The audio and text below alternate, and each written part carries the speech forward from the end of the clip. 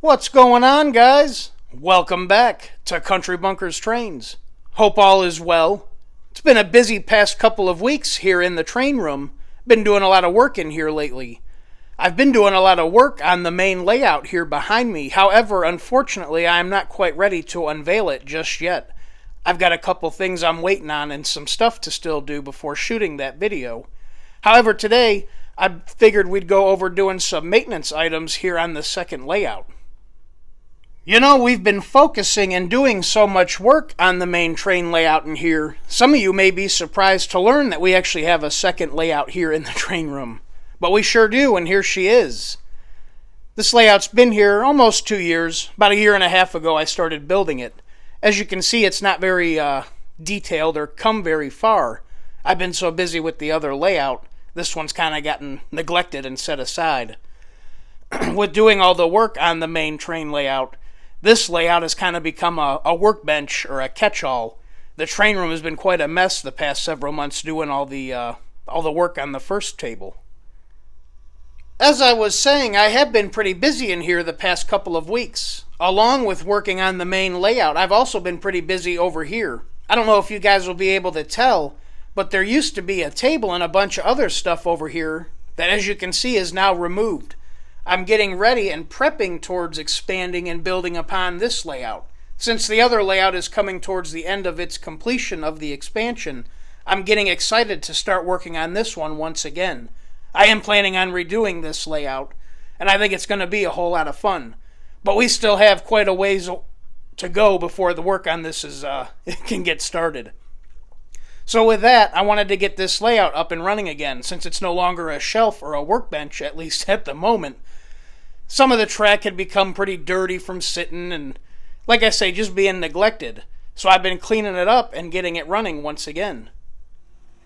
One thing we always seem to be combating here in the O-Gauge world, or at least me, is dirty track.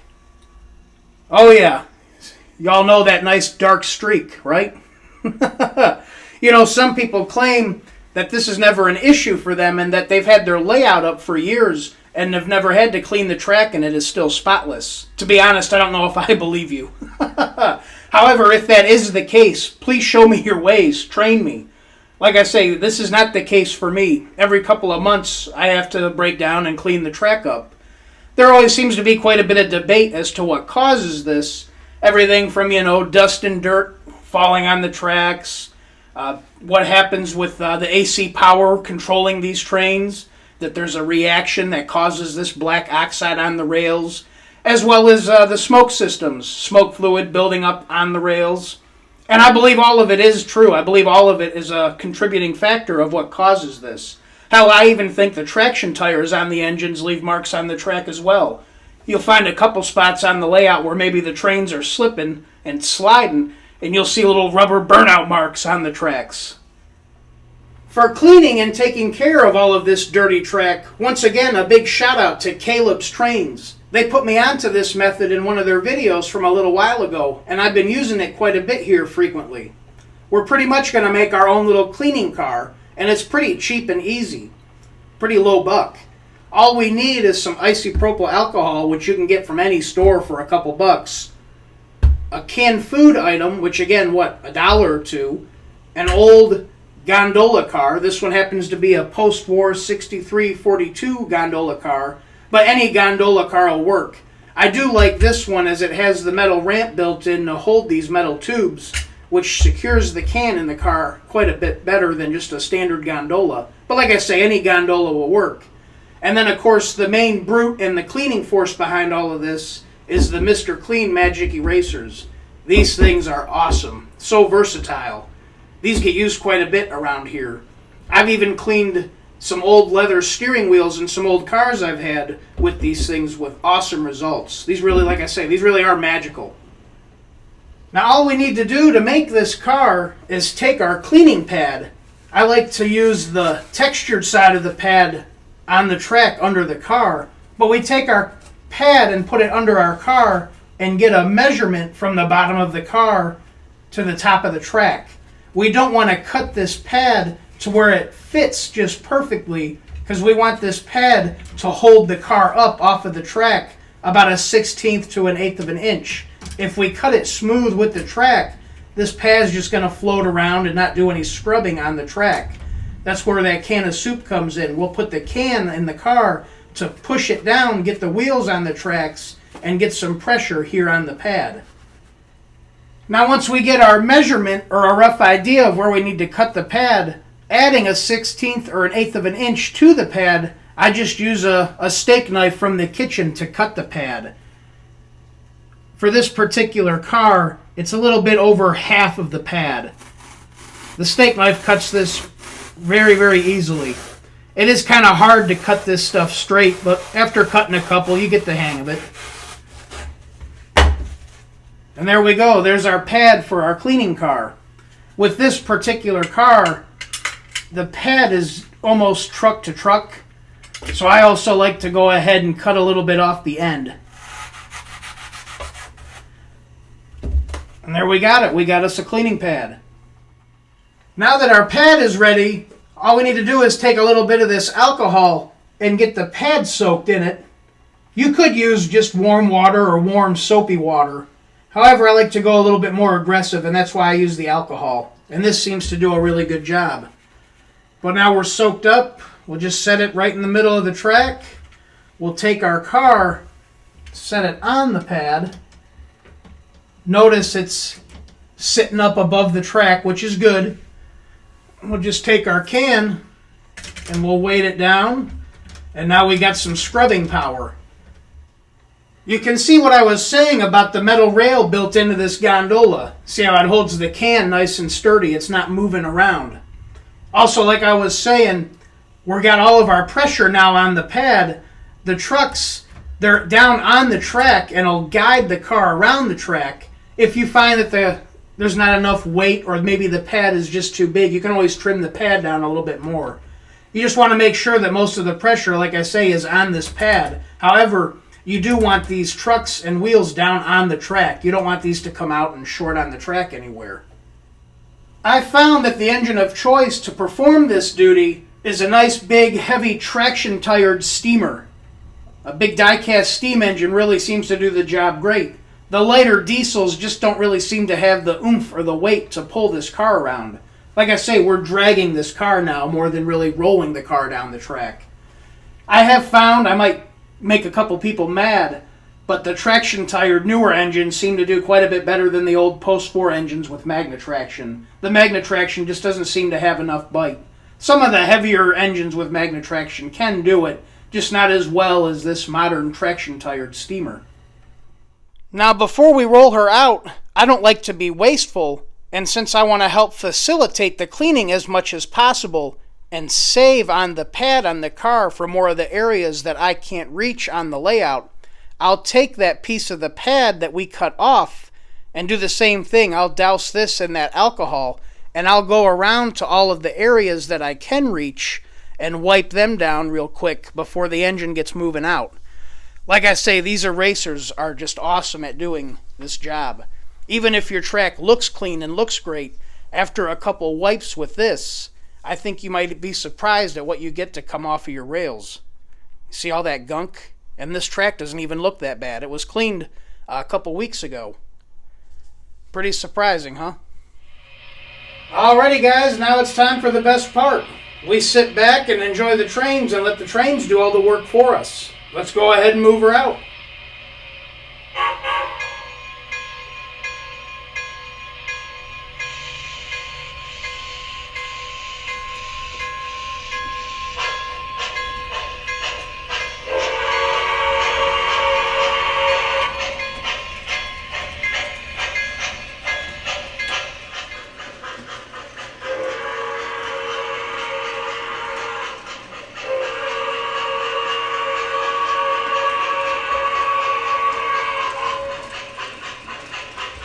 I usually sit back and let her go for about 10 or 15 minutes. That seems to be the magic trick. I don't like letting it run for too long because this is quite a little bit of a load for the engine. I'm just a little cautious and I don't want to hurt anything. But yeah, 10 minutes or so seems to do it after several laps.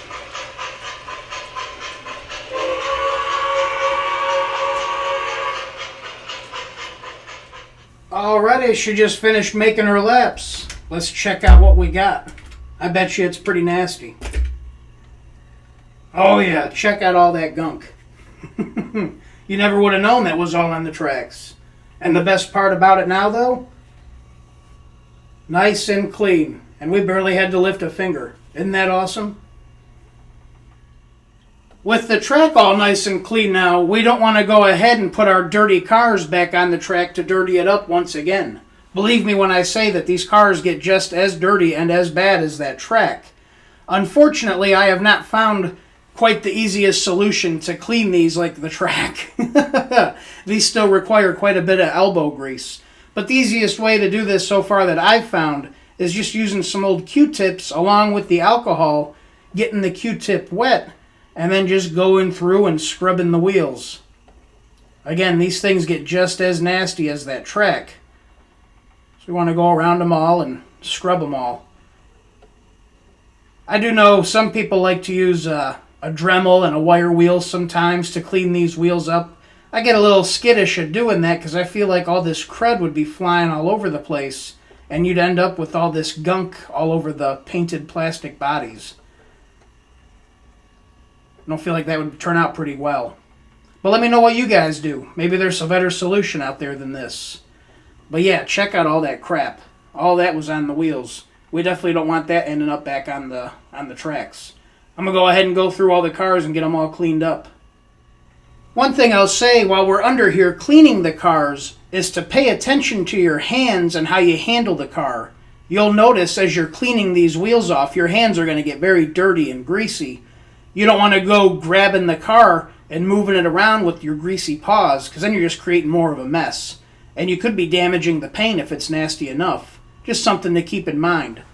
But while we're under here cleaning the wheels off, we're also going to go ahead and service this car, inspect everything, make sure everything looks good.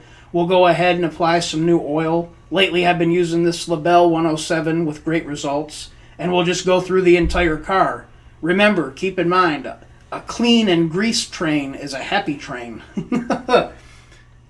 And the engines will receive the same care as well. Now's the time to flip them over, clean their wheels off, inspect everything, give them a lube job. We'll oil the pickup rollers, as well as replace the traction tires, or at least clean them up if necessary. Now's a great time to do it.